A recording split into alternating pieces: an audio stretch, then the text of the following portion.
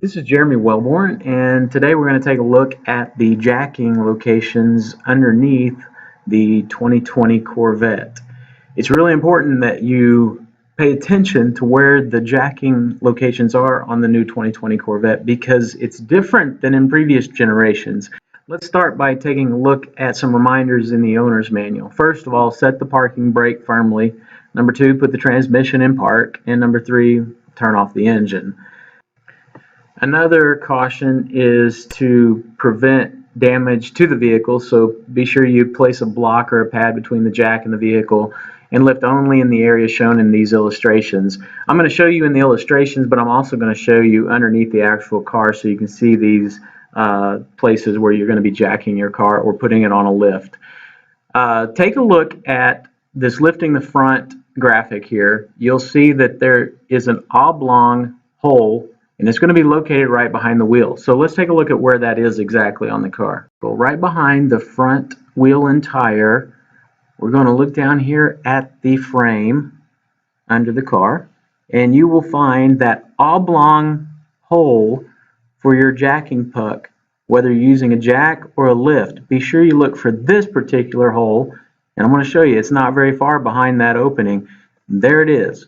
So you've got this indentation, small indentation. Now, on the previous generation Corvette, we're used to having it a little farther back, and also the same on the rear, a little farther forward.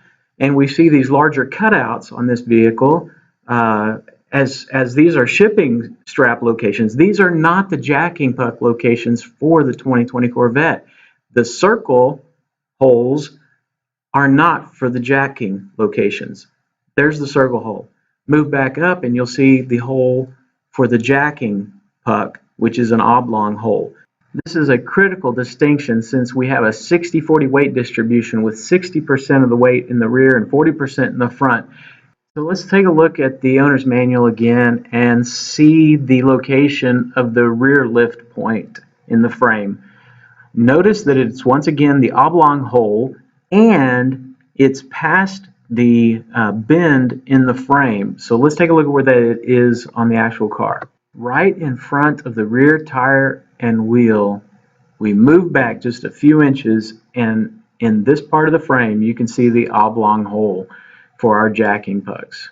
As you move forward from that jacking hole, you'll find another circle hole that can be used as a tie-down location. This is not the jacking location.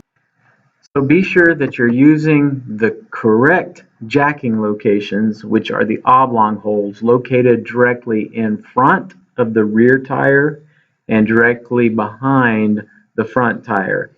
If you do that, you shouldn't have any problems. The load will be balanced correctly, particularly on a lift. When you are putting it on a two-post lift, if you will lift it from the correct lift points.